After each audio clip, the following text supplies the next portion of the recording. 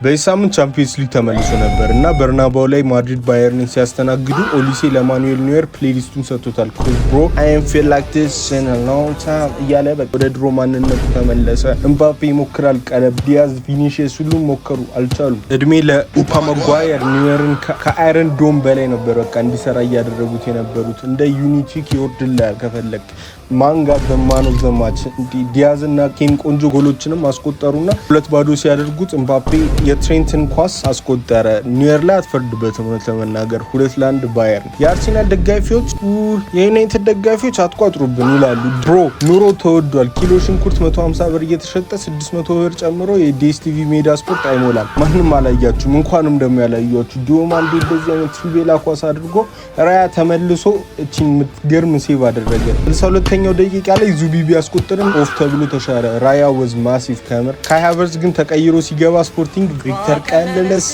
ካይን ለቀቀብን ሊያንገላታን ነው አሉ። ካይን ናይስ ፊኒሽ አደረገ። ተረፉ። ፒኤስጂ ከሊቨርፑል ተረፉ። አንደርስቴትመንት ነው። ከመር ዴምቤሌ ሃትሪክ መስራት ይችል ነበረ። ብሮስኪ ወደ 2019 ወሰደን። ለካምባኩላ ተስፋ ሰጣቸው ለሊቨርፑል። ከዛ በተረፈ ግን ከባድ ልብለባ ነበር። ድሬ መጀመሪያ አስቆጠረች። ዲፍሌክሽኑ አሲስት አድርጎለታል። እስቲ እናንተ ሜን አካውንት ፎሎ ላይ ኮሜንት በማድረግ አሲስት አድርጉ። ከዛ ደግሞ ጆዋ ኔቬዝ ለክቫራ ሲሰነጠቅለት ብሮ ወዝ ሙቪንግ ላይክ ሳላ ብላክ ፓንተር ላይ ያለ ግራቨንበርግ ዱብ አለ። በረኛውንም ሙሻ ሲያራ የሚያሳየውን ፖዝ አሰርቶ አስቆጠረው። 6 ወይ 7 ይቆጠርባቸው ነበር ከመር ግን በሁለት ተገላገሉ። ባርሴሎና ከአትሌቲኮ ዘንድሮ በጣም በስቷል።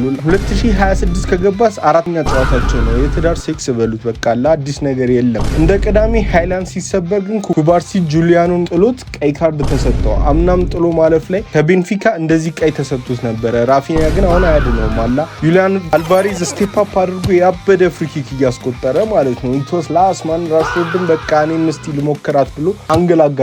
ግን እሱ 70ኛው ደቂቃ ላይ ግን ሶርሎት ደገመና ላሚን ያማል አንድ ለመመለስ ቢሞክርም አልቻለም። 2-0 ለአትሌቲኮ። ሁላችሁም የጠበቃችሁት ዩሮፓ ሊግ ቦሎኛ ከቪላ ነበር አላ ቦሎኛ አሪፍ እየተንቀሳቀሱ ነበር። በርናንዴስኪ ሮው ካስትሮ ሞክረውላ አስቆጥረው ኦፍሲ ተብሎባቸው ነበር። ግን ሀፍ ሊያልቅ ሲል በረኛው በቃ ምን እንዳጨሳ አይታወቅም ኮርናውን ስቶት ኮንሳ አስቆጠረ። ዋትኪንስ 2-0 አደረገው። ሮግም እጥፍ ብሎ ያበደ ይፍ ያስቆጠረና 2-1 አደረገላቸው ባለቀ ሰዓት። ግን ስቲል ኤክስትራ ታይሙ ላይ ሌላ ኮርና አግኝተው ዋትኪንስ ኮንትሮል አድርጎ አስቆጠረ። ምን አይነት ዲፌንዲንግ እንደሆነ አላውቅም። ኤምሬ 5ኛ ዩሮፓ ሊግን ሁላ ሊበላ ነው። ፖርቶ ከፎረስት አንዳቸው ኮንፈረንስ ሊግ ላይም ደናው ጨዋታው ሁሌ ፋይናል የሚደርሱት ፊዮረንቲና ከፓላስ ነበረ። ማቴታ ዘንድሮ ከፔን ውጪ ባዶ ነው ነው ተመናገር። ይሁላ ቢስትም ፔን አስቆጥሮ ሚቼልም ደግማ ሳርም አሪፍ ቴስት አስቆጥሮ 3-0 አሸነፉ። ሻክታር ያበደ ጎሎችን ፔሪኒዮ አስቆጥሮ 3-0 አሸነፉ። ፎሎ ማድረግ አትርሱ።